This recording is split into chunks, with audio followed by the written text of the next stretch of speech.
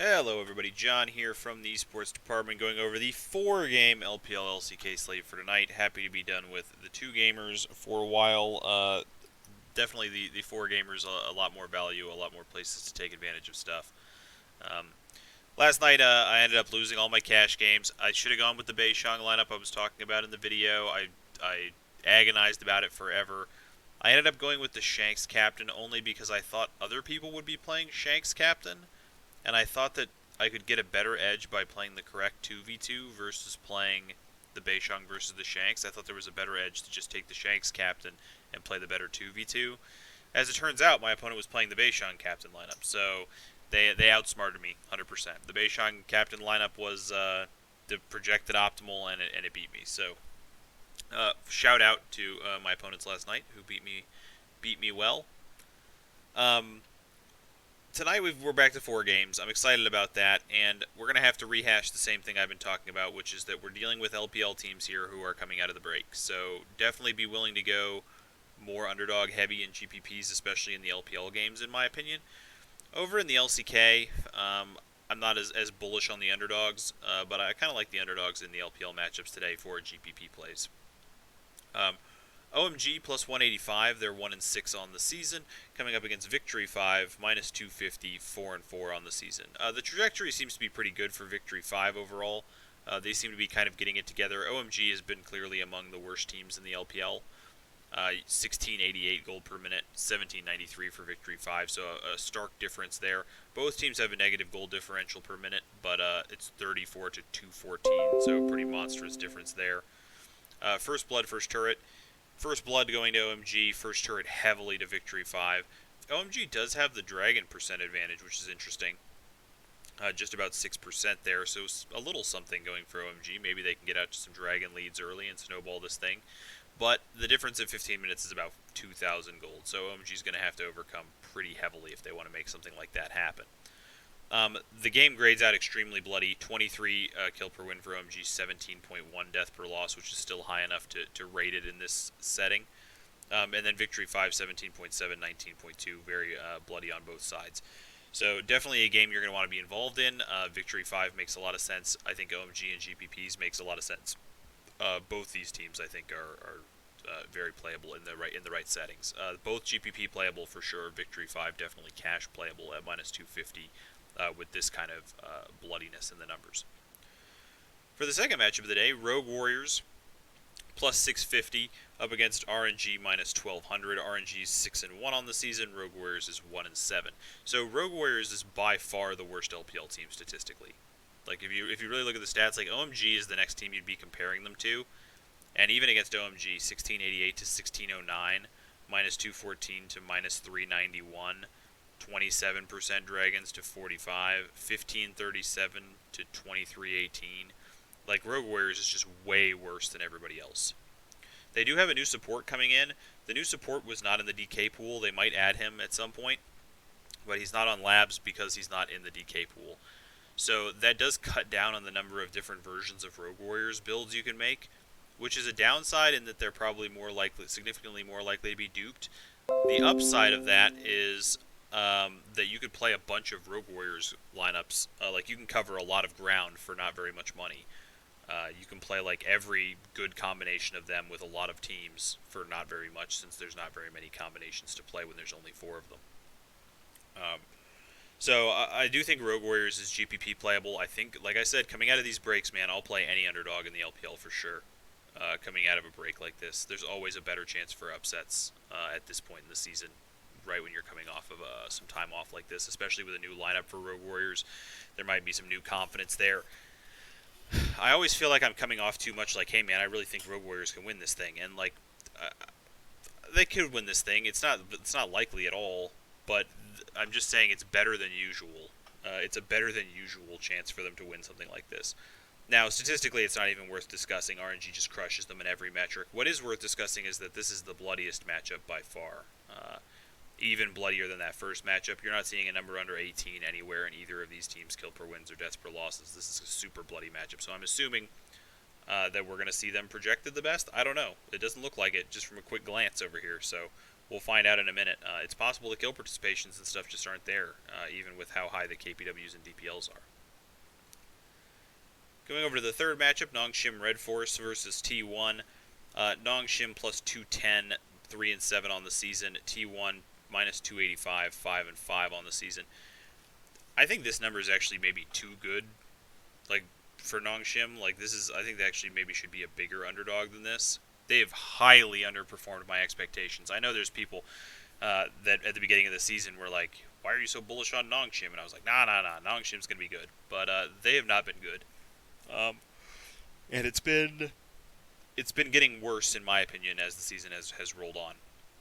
So 210 actually feels like they feel like a much bigger underdog than that to me against T1. The numbers dictate that. You have a 1698 to T1's 1824. Plus 76 in goal differential per minute versus a minus 145. 65-73 in first blood first turret to 37-29. 17% dragon advantage, and look at that difference at 15 minutes, man. It's like starting to approach 3,000 goal difference at 15 minutes on average. So, yeah, I have almost no faith in Nongshim. When Nongshim loses, they do tend to give up a lot of points to the teams that beat them. So T1 might be someone that you want to target tonight. They don't have one of the higher kill per wins versus the LPL teams, but you know Nongshim gives up some points. I could see T1 being a GPP target. I don't think they're a cash target for me, but I could see them being a GPP target. Last up, Damwon Gaming, minus 1,400, 9-1 on the season, playing Sandbox, who's plus 700, 2-8 on the season. Another not very exciting match out of the LCK.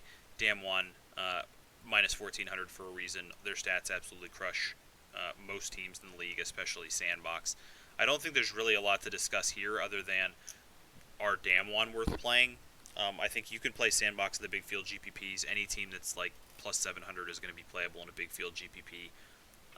You might be able to get Sandbox to give you a sweet pairing with something like RNG, who's also a monstrous favorite but has really high scoring. Maybe you can go for RNG with some Sandbox.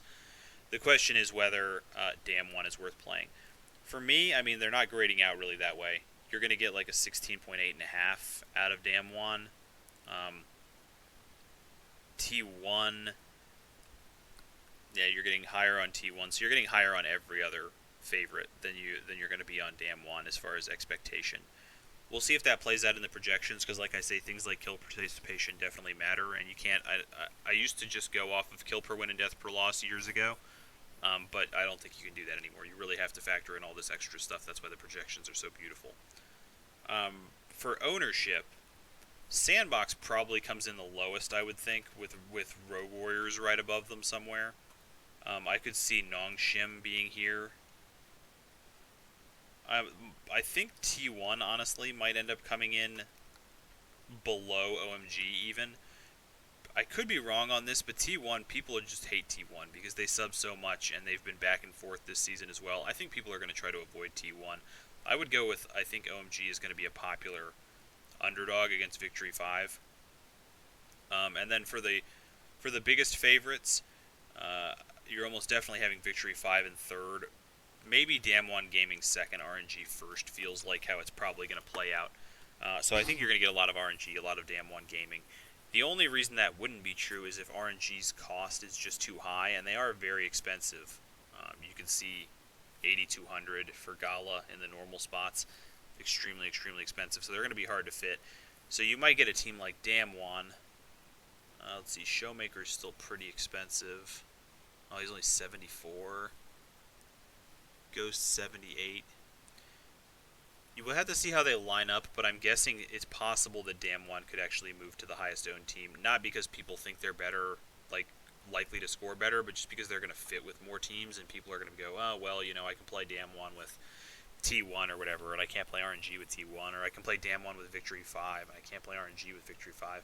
I think that kind of stuff is going to happen, and people are likely to end up playing Damwon. So we'll see if that ends up playing out when we look at some combinations in a minute. But let's have a look at the favorites and see where the scoring is expected to play out here. So RNG at the top. Let me get down to my pool. RNG at the top, T1 next, Victory 5 in third, Damwon last. In the jungle, Victory 5 takes over first, but then it's RNG again. Korea at the bottom with Damwon in last. RNG Victory 5. So China, just generally RNG Victory 5. T1 occasionally pops up there, but Damwon Gaming pretty much universally last. The only position where they aren't is mid lane, and that's because Closer from T1 is predicted last. Yeah, it makes sense to me. The Damwon is the lowest scoring expectation team, so I think avoiding them is where your value is, pretty much. Like not playing Damwon. I probably won't play any Damwon tonight, and if they end up going off, then so be it. For cash games, though, you have to consider them cash game playable. GPP-wise, I think I'm going to full fade them. T1 is the first game, right? Yeah, they are the first game, so we're going to get lineups for T1. If we're going to get lineups for T1, then they become kind of cash playable. So I think all four of the favorites are probably to some degree of cash playable tonight. Let's have a look and see like how that shakes out when you're looking at different combinations. So let's start with T1 V5. We'll just do every combo real quick and see what we come up with. Then we'll do T1 Damwon. We'll do T1 RNG. Then we'll do V5 Damwon. V5 RNG, and then Damwon RNG. So we'll start with T1 and Victory 5. T1 Victory 5 is 80 carry captain, which is pretty nice to see. 613.1. That's pretty attractive to me for sure. It is a 3-3, which I hate. Is it possible? Oh yeah, you could switch this over to a 4. Let's see, could you switch it to a 4 with team captains? Like, could I take Teddy and Trigger and switch them? Maybe like putting Teddy down here. Could I get Trigger up there? Yeah, you could get a proper 4-2. Even if it doesn't quite play out that way, I'll usually end up modifying to a 4-2 if it's stuck on a 3-3. So it's a 608.1. It's a slight downgrade in the expectation, but I think if you're assuming that Victory 5 is going to be the higher point scoring team, then you're better off just having 4 of them regardless. So 608.1 is the expectation of the lineup I actually like from that team combination. Let's try Damwon T1. There's almost no chance we're getting a better lineup here, since you can get 80 carry captain the other way. There's really not even any need to run it, but 592.5 Showmaker captain is what it goes with. I would switch that to Closer captain if I was playing it that way. T1 with RNG. You're looking at Jungle Captain, but it's a 3-3. It's already playing T1 Team. I assume there's nowhere that I could change anything to get anything cheaper. All the RNG players are very expensive. If I wanted to turn it into a 4-2, I would have to drop down probably to Xiaohu Captain. So like Xiaohu Captain. Did I take T1 out or something? They just don't have a T1 top laner in labs at the moment? Oh, it's because of this. Duh. Okay. Zeus. Take Damn1 out of there. Say Wei, Cryan, Teddy, Ming. You can't even do that. You'd have to switch to Zeus Captain to get to that. So I guess maybe the 3-3 might end up being better than switching all the way down to Zeus Captain. That's a pretty big downgrade. It still gives you a 601.2, which isn't the worst. I mean, it really likes the RNG players. But 601.2 still wouldn't beat what you can get out of T1 V5. If you go V5 Damwon, Mole Captain with 4 Victory 5, it's a 597.7. So, decent lineup, but Damwon, you can tell, like, it is just kind of dragging the value of these lineups down. Victory 5 RNG. You can get a Jungle Captain. So certainly you could get a a 4-3 here. Just looking at how the prices play out, it seems pretty simple to me. You could drop this down to PP God. That actually leaves 700 on the table. Could you switch Way to Way and then switch the captain to Mole? Would you have enough left over to get any? Yeah, you could upgrade to Ming or Wei. You couldn't get Xiaohu and you couldn't get Gala. But if you were willing to switch PP God, say, to Ming, you can get a mid-captain of Victory 5 and RNG. Something like this feels like it's likely to end up being the lineup that I'll play. What if instead of that switch you made the jungle switch? No, it prefers the other one. I'm really, really surprised that this isn't playing out better. T1 team slot has a lot of extra points. I maybe need to go back and reinvestigate with the team slots balanced, even though I do think T1 is likely to score more team slot points. I'm really surprised that this V5 RNG lineup, if you're able to get a carry captain, is not outperforming the T1 lineup.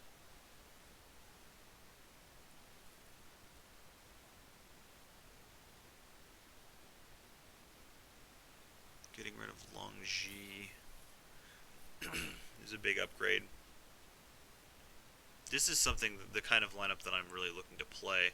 Let me look at Damwon RNG real quick. I don't think we're going to get anything out of that unless Damwon is just cheap enough that it allows some sweet RNG action. No, it's support captain, so I don't think there's any chance you should be playing that.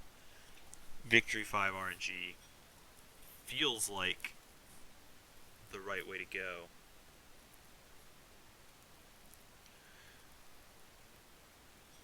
What happens, if you go Way captain? You can't get it better than that.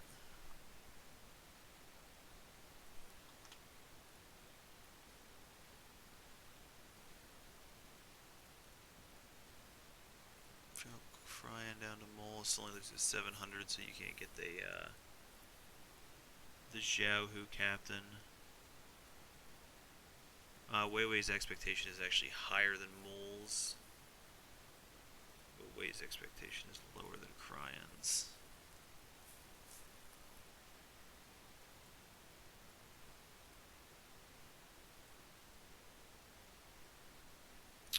Man, this is one where like my gut is telling me that this is the combination that you want to be playing, but the projections just aren't putting it out there. They've got T1 RNG better. When we did T1 RNG,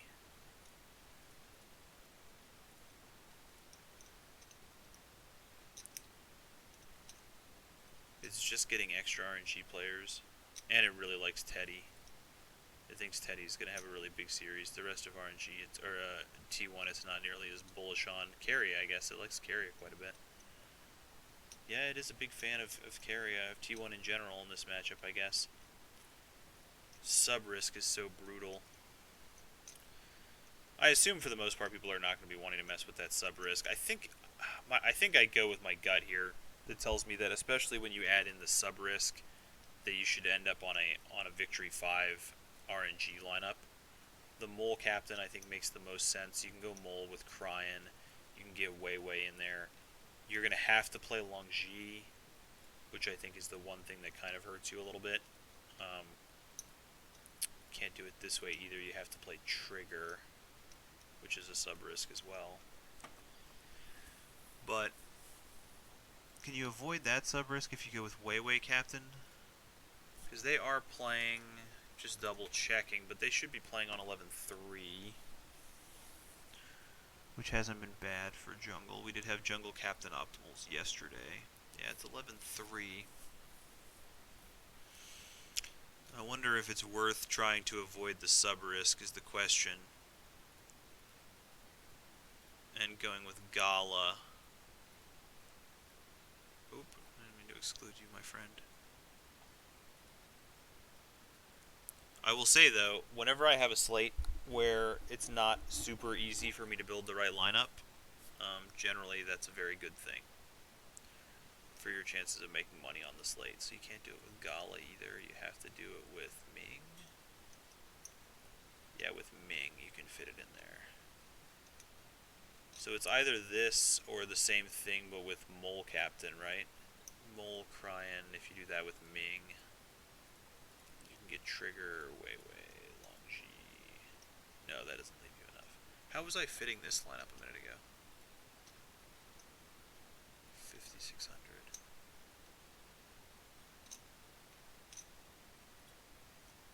I must be losing it. Let's see, that saves you 800. You save 600 playing PP God. You have to do it with Wei, is that how it works? No, it still doesn't work that way. I feel like I'm losing my mind. I swear I was just talking about a Mole Captain lineup that fit just a second ago. And now I can't figure out what it was. Maybe I was misremembering the price of the team and just putting it in here. I do stuff like that all the time. Okay, so that means the Wei Wei Captain lineup is the way to go. So you end up with this as the only way you can do it. Oh, not crying.